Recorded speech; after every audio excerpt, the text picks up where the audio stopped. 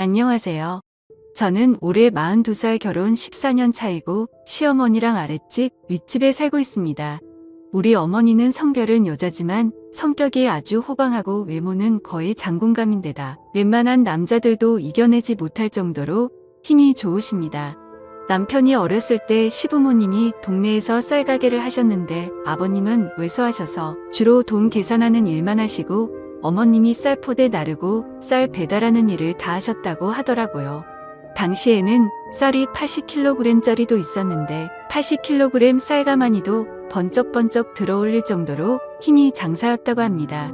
일간에 떠도는 소문으로는 어머니가 오밤중에 잠들어 있는 아버님을 보쌈해와서 두 분이 어쩔 수 없이 부부가 됐다는 소문도 있었는데 어머니는 말도 안 된다며 내 아버지가 나한테 반해서 결혼했다고 하셨고 아버님은 그 얘기가 나올 때마다 침묵만 하고 계시니 사실관계는 지금까지 확인하지 못했습니다. 하지만 우리 어머니는 아버님을 보쌈해오고도 남을 분이라는 생각은 듭니다. 어쨌든 우리 어머니는 불의를 보면 참지 못하는 성격이시고 한 번 아닌 것은 끝까지 아니며 한 번 시작한 싸움에 절대 지는 법이 없는 분이십니다. 저도 그런 시어머니 때문에 처음에는 너무 힘들어서 갈등도 있었고 울기도 했는데 사람은 겪어봐야 한다고 겪어보니 할 말 못 참고 다 하시는 성격이시지만 뒤끝은 없으신 분이시더라고요. 그래서 저는 늘 적당히 시어머니와 거리를 두고 지냈는데 2년 전 시어머니와 제가 완전한 편이 되어 끈끈한 여성 동지애로 돌돌 뭉친 사건이 있었습니다. 시아버지와 남편이 거의 비슷한 시기에 바람이 났습니다. 시어머니가 하루는 우리 집에 내려오셨다군요. 남편과 저를 앉혀두고 너희 아버지 바람났다라고 했습니다. 그래서 저는 예, 아버님이요? 하고 화들짝 놀랐고 남편은 무슨 바람이야. 엄마는 말도 안 되는 소리 하지 말라고 했습니다. 그랬더니 시어머니는 너는 아무것도 모르면 가만히 있으라며 여자의 촉은 절대 무시를 못한다. 예전에 젊었을 때 내 아버지가 바람이 나서 내가 그 여자 개박살 내준 적 있는데 그 뒤로는 자기가 만나는 여자 내 손에 죽기라도 할까봐 한동안 찍소리도 않고 사는 것 같더니 늙음하게 바람이 났다며 감히 겁도 없이 바람을 피는 걸 보니 아무래도 치매기가 시작된 게 아닌가 싶다 했습니다. 그 소리를 들은 남편은 하여튼간에 여자들이란 시간 많고 할 일 없으니까 오만 상상이 다 나야 된다며 제발 생사람 잡지 말라며 자기가 더 화를 내며 나가버렸습니다. 그때는 몰랐습니다. 자기가 바람이 나서 도둑이 제발 저려서 그랬다는 것을요. 그저 어머니가 아버지한테 바람을 빌미로 온갖 말들을 힘으로 칠까봐 걱정해주는구나 생각했습니다. 그런데 혹시나 자기한테 불똥이라도 튈까봐 시어머니와 저를 이상한 취급을 한 것이었습니다. 시어머니가 의심을 시작하게 된 건 시아버지가 카톡을 시작하면서부터입니다.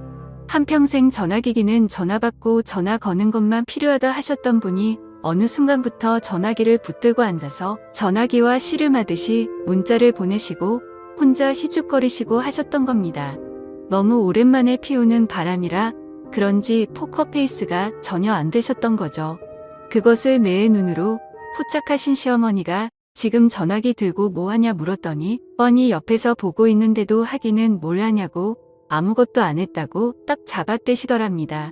그래서 시어머니가 시아버지 전화기를 곰이 물고기를 잡아 올리듯 시아버지의 전화기를 낚아채니 시아버지가 노발대발하면서 남의 전화기는 왜 빼앗아 가느냐고 내 전화기 내놓으라고 온 힘을 다해서 덤볐지만 천하장사도 울고 갈 시어머니의 힘을 당해낼 수가 있어야 말이죠. 시아버지는 내동댕이 쳐지시고 시어머니는 시아버지의 휴대폰 확인에 들어갔는데 시어머니의 말을 그대로 빌리자면 숟가락들 힘도 없어 보이는 것들이 서로 좋다고 얼굴을 맞대고 사진을 찍어놨는데 진짜 눈 뜨고는 못 봐주겠다라. 그녀는 젊어 보려고 골다공에 바람을 있는 대로 넣어서 사진을 찍었는데 사람인지 보고인지 그런다고 자기가 이팔 청춘 되는 줄 아나 봐. 미친 것들이 내가 이것들을 가만 놔둔다 하시더군요. 그러면서 예의 내 아버지 만나는 작것 어디 사는지 알아봐. 내가 이참에 그 여자 머리를 다 뜯어놓고 대머리 만들어 버리라니. 시어머니의 특별 명령이 떨어지자마자 시아버지의 전화기를 건네받아서 구글 이메일 계정을 만들어서 구글 타임라인하는 방법을 알려드렸죠. 여기로 들어가시면 아버님이 어디 가시는지 확인된다고요. 그랬더니 시어머니는 감탄하시면서 세상 살기 좋아졌다. 옛날에는 머리숱건 뒤집어 쓰고 무조건 따라 붙어야 했는데 요새는 이것만 딱 보고 있다가 현장을 덮치면 되겠구나. 내가 오늘 너한테 빚 졌다. 언젠가 오늘 진 빚 갚으마 하고는 어머니는 윗집으로 올라가셨습니다. 그날 어머님은 선심 쓰는 척하며 시아버지에게 전화기를 건네주었고 이틀 뒤 타임라인을 확인한 어머니는 여기가 어디냐고 물어보셔서 위치를 알려드리고 이 근처 어딘가에 계실 거라고 알려드렸죠. 그리고 1시간 뒤 시어머니는 소주와 막걸리를 파는 술집에 앉아있는 시아버지를 발견하셨습니다. 때마침 시아버지의 손은 그 여자의 엉덩이에 올라가 있었고 시어머니는 그것을 보자마자 시아버지의 목덜미를 낚아채 끌어내고 그 여자의 머리카락을 뜯어 놓으셨죠. 그날 아마도 시아버지와 바람이 난 그 여자는 평생 들어도 다 듣지 못할 5만 가지 창조적인 욕들을 다 들었을 겁니다. 아마 그것만으로 혼이 쏙 빠졌을 겁니다. 시어머니는 그 여자를 혼쭐 낸 뒤에 그간 시아버지가 그 여자에게 갖다 바친 선물들을 다 해소하셨는데 그 금액은 약 300만 원 어치에 달했습니다. 시어머니는 그것들을 말끔히 수거하셔서 현금화하시고 그 돈으로 저한테 소갈비를 사주시더라고요. 그러면서 앞으로 전화기로 확인할 거 있으면 잘 부탁한다고 똑똑한 며느리를 둬서 연간 바람 3개월 만에 쪽 냈다고요. 그 후로 시아버지는 통장도 뺏기고 카드도 뺏기고 용돈도 어머니를 통해서 드리고 사는 게 말이 아니었지요. 그런데 시아버지에 대한 복수는 시어머니로 끝난 게 아니었습니다. 그 술집을 하는 여자도 시어머니한테 머리 쥐어뜯긴 복수를 시아버지한테 했는데 하루는 시아버지가 만신창이가 되어 들어오셨다군요. 그걸 보고 시어머니가 시아버지를 향해 혀를 끌끌 차시더니 이거 하나는 하시다군요. 그렇게 서로의 폭행은 조금 특별한 방법으로 퉁치고 넘어가게 되었습니다.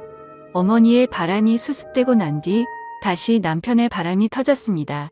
시어머니가 그 여자의 머리를 쥐어 뜯어놓은 지 채 한 달도 되지 않았을 때였지요. 주말 저녁에 치킨하고 피자를 시키고 카드로 결제를 하려고 보니 제가 지갑을 차에 두고 온 겁니다. 그래서 남편 카드로 결제를 하려고 남편의 지갑을 열어보니까 그 안에 남성용 그 물건이 떡하니 2개나 들어있는 겁니다. 우리는 한평생 그런 걸 사용해 본 적도 없고 산 적도 없습니다. 그런데 그것이 남편 지갑에 들어있으니 기가 막히더군요. 저는 남편의 지갑을 그대로 덮어두고 차에 제 지갑을 가지고 와서 결제를 했습니다. 속이 부글부글 끓어올랐지만 완벽하게 포커페이스를 유지하고 애들한테 아빠 휴대폰 패턴 뭔지 아냐고 물어봤지요. 그랬더니 이거잖아 하면서 손가락으로 남편 휴대폰 패턴을 그려 보이더군요. 그러면서 엄마는 몰라 하기에 아는데 자꾸 까먹어서 그렇다고 하고 넘어갔습니다. 그 후로 저는 남편의 전화기를 틈만 나면 들여다봤습니다. 그 여자 얼마나 조심스러운지 남편에게 문자를 보내고 나면 마지막에는 꼭 그냥 두지 말고 지우라는 말을 남기더군요. 그래서 남편도 그 여자와 대화한 내용은 거의 다 지우긴 했지만 바빴는지 방심했던 건지 차마 지워지지 않은 문자도 있더군요. 그 내용을 확인하니 그 여자는 남편을 여보라고 불렀습니다. 마치 남자 하나에 두 여자가 달라붙어 한 집 살림을 하는 것처럼 기분이 아주 더러웠습니다. 저는 시어머니에게 연락을 했습니다. 남편에게 여자가 생겼다고 그 여자가 남편을 여보라고 부른다고 카톡에서 본 내용들도 알려드렸죠. 시아버지의 바람으로 울분을 터뜨린 지 얼마 되지 않아서인지 시어머니는 그 애비의 그 자식이라며 누가 바람둥이 피 물려받은 놈 아니랄까봐 바람을 피고 있냐며 분노를 터뜨리셨죠.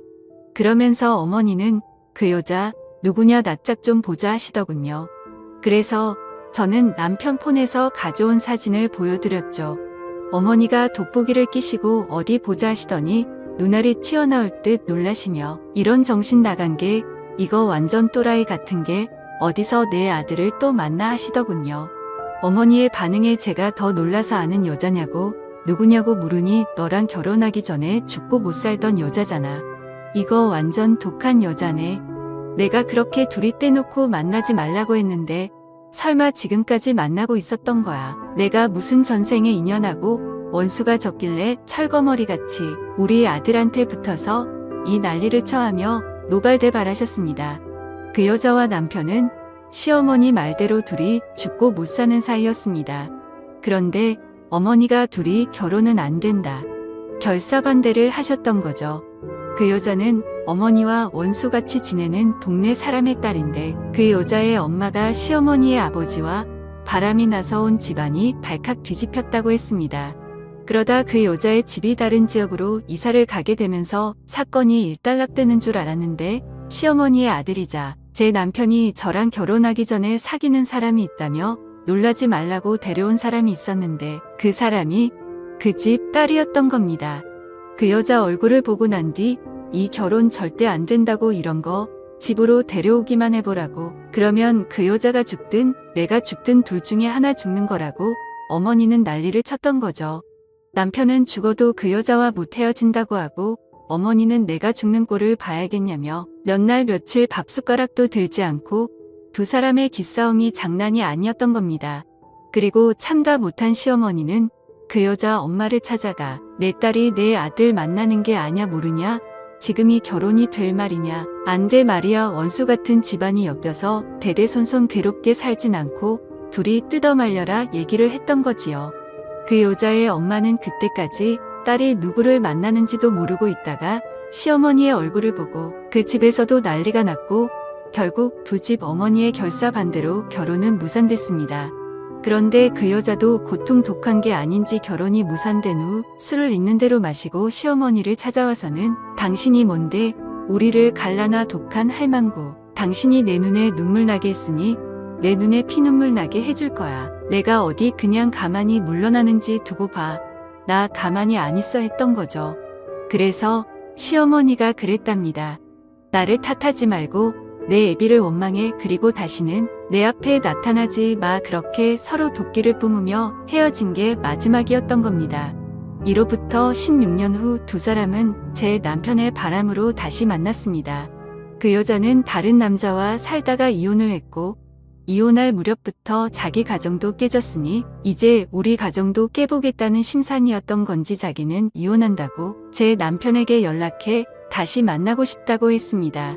그렇게 애절했던 두 사람은 이혼녀와 유부남 사이로 다시 만나게 되었고 남편은 그 여자 집을 제 집 드나들듯이 드나들었습니다. 그 집에는 고등학생 딸도 있는데 딸이 공부하고 들어오기 전까지 그 집에 눌러붙어 있다가 온 것이지요. 시어머니가 남편과 그 여자가 만나는 걸 알고 얘기하시더라고요. 이건 너하고 내 남편의 문제이기도 하지만 나하고 그 여자의 문제이기도 하다. 무슨 악연도 이런 악연이 다 있고 독해도 무슨 그런 독한 여자가 다 있는지 모르겠다. 이 정도로 나오는 거 보니 작정을 하고 덤빈 모양인데 만만치는 않을 것 같으니 너도 마음 단단히 먹어라. 시어머니 성격에 바로 그 여자 잡으러 가실 줄 알았습니다. 그런데 이번에는 신중하시더군요. 몇 날 며칠 앓듯이 이 일을 어떻게 해결할까 혼자 고민하고 또 고민하셨습니다. 그리고 저에게 그 여자가 이혼하고 나는 어떤 일을 하는지 뭘로 밥벌이를 하는지 알아보라고 하시더군요.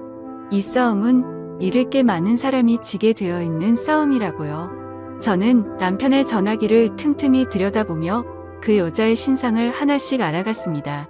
그 여자는 이혼하기 전부터 여성 의류와 가방, 신발 등을 온라인과 오프라인에서 동시에 판매하고 있었는데 그 물건들이 평범한 물건들이 아니었습니다.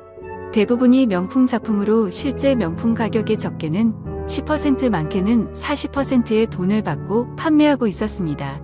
저는 이거면 되겠다 싶어 어머니에게 이 사실을 얘기했고 상표법 위반으로 걸리면 어떻게 되는지 상세하게 말씀드렸죠. 어머니는 그 얘기를 들으시더니 됐다. 일단 그 여자부터 만나러 가자. 저는 어머니와 함께 여자를 만나러 갔습니다. 어머니의 얼굴을 보자마자 그 여자는 어머니를 단박에 알아보더군요. 이렇게 가게에 들이닥칠지는 몰랐는지 그 자리에서 얼음이 되어 여긴 어떻게 알고 오셨냐고 하더군요. 그랬더니 어머니가 그동안 고생 많았구나. 얼굴이 많이 상했네, 아주 폭삭 늙었어 하시더군요. 그러면서 여긴 내 며느리야. 이렇게 셋이서 평생 안 만났으면 제일 좋았을 텐데 이렇게 만날 자리를 마련해 주다니 인생 더럽게 사는 건 여전하구나. 어디 할 짓이 없어서 잘 사는 남의 부부 사이에 비집고 들어와 분탕질을 하고 있어. 설마 내가 가만히 보고 있을 거라고 생각한 건 아니겠지. 안녕하세요. 저는 올해 42살. 왜 일부러 찾아왔어? 다 속 뒤집어서 뒷목 잡는 꼴이라도 보려고. 그랬더니 여자도 눈도 깜짝 안 하고 데리고 왔더군요. 성질머리 여전하시네. 그 더러운 성질은 강산이 변해도 안 변하네요. 이렇게나 늙어 빠졌는데 이제 죽을 때 안 됐나 하더군요. 그랬더니 어머니는 그 여자가 얘기하는 동안 가소롭다는 듯이 피식 웃고만 있었습니다. 그렇게 나를 며느리로 못 받아들인다고 해서 나는 뭐 아주 대단한 며느리라도 얻은 줄 알았더니 뭐 별것도 아니네. 귀도 그렇고 생긴 것도 그렇고 나보다 나은 게 하나도 없잖아. 이런 여자를 며느리라고 얻었어? 당신 아들은 평생 내 생각만 하고 살았던데 이 여자도 알려나 하는 순간 어머니가 그 여자 뺨을 쳤습니다. 저는 너무 놀라 어머 하고 소리쳤는데 그 사이 그 여자도 우리 시어머니 얼굴을 후려치더군요. 저는 너무 놀라서 지금 이게 무슨 짓이냐고 내가 어떻게 살아왔는지 모르겠지만 내 성질대로 내 마음대로 함부로 행동하지 말라고 했죠. 그랬더니 어머니는 너는 물러서 있으라며 어디 때릴 거면 한 번 더 쳐보라는 식으로 그 여자 앞으로 바짝 다가섰습니다. 그리고 저도 지금까지 한 번도 보지 못한 엄청 화난 얼굴로 얘기하시더군요. 여전히 이것밖에 안 되는구나. 그러니까 내가 안 되는 거야. 내가 우리 며느리랑 다른 게 뭔지 가르쳐 줄까? 우리 며느리는 어떤 상황이 닥쳐도 너처럼 이렇게 개로 변하지는 않아. 그만큼 인성이며 품성이며 가정에서 배운 것이며 내가 절대 따라올 수 없는 사람이야. 너처럼 막대 먹은 엄마 보고 막 살아온 사람이 아니야. 그게 사람 근본이라는 거야. 그런 자체가 비교가 안 되는데 어디다 너랑 비교해. 내가 아무리 발버둥 쳐도 우리 며느리 발뒤꿈치도 못 따라와. 어디서 더러운 짓을 하고 있어. 우리가 몰랐으면 모를까? 이렇게 알게 된 이상 그냥 넘어갈 수 없잖아. 조용히 끝내. 여기서 조용히 끝내면 내가 바람 피운 벌만 받게 될 것이고 사람 말기 못 알아듣고 자꾸 미친 척하고 있으면 너 앞으로 제대로 못 살게 밟아줄 테니까. 그랬더니 그 여자가 마음대로 해봐. 누가 물러서는지 한번 해보지 뭐. 그리고 나 지금 영업 중인데 영업 상당히 방해되니까 나가주시지. 안 그러면 경찰 부릅니다. 하더군요. 그래서 저는 그곳에 더 이상 있을 필요 없다며 시어머니를 모시고 집으로 왔습니다. 남편은 회사 일이 끝나자마자 집으로 왔더군요. 그날 얘기를 다 들은 건지 어머니가 남편을 안 치자 남편은 고개만 푹 숙이고 있었습니다.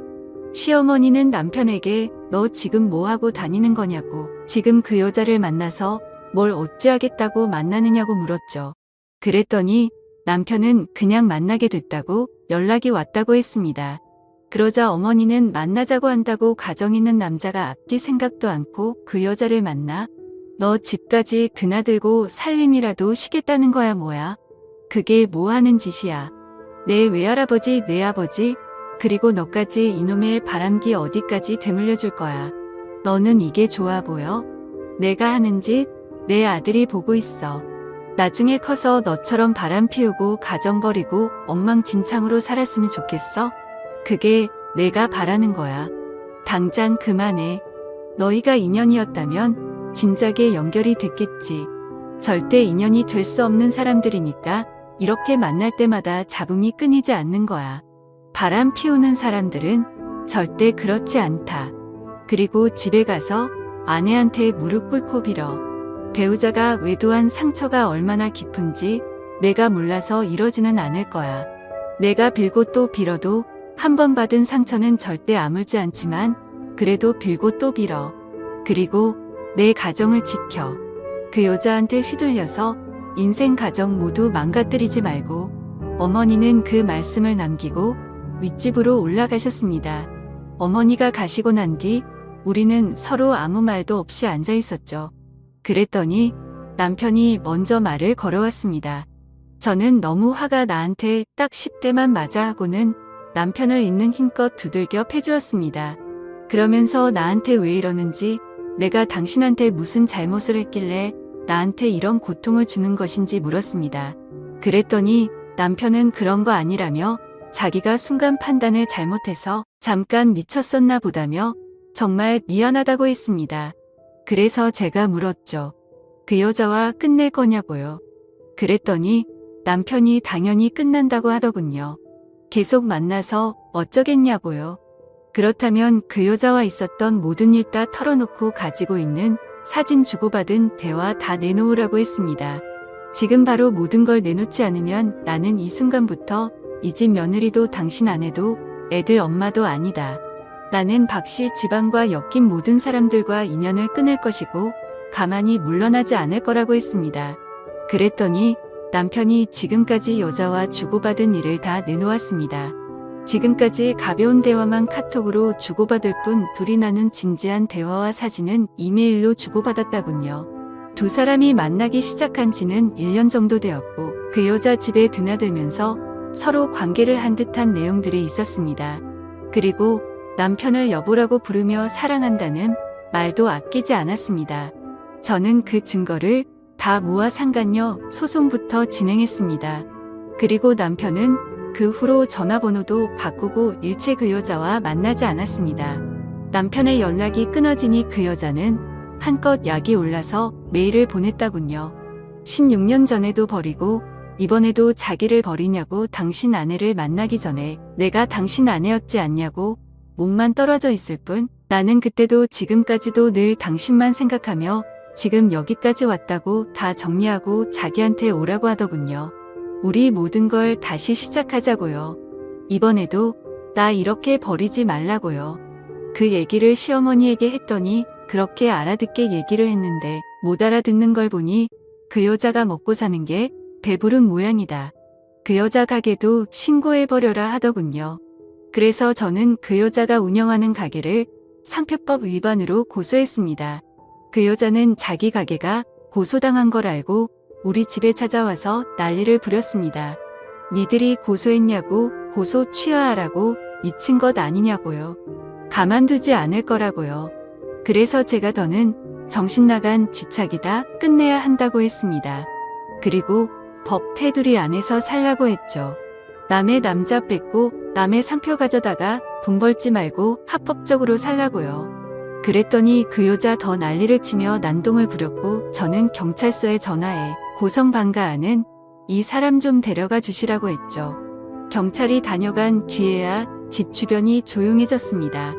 그렇게 저는 그 여자를 상대로 상간녀 소송과 동시에 그 결과 저에게는 1,500만 원의 위자료가 전달됐고 그 여자는 상표법 위반으로 500만 원의 벌금과 지금까지 판매한 금액을 회수하는 추징금 3,500만 원을 선고받았습니다.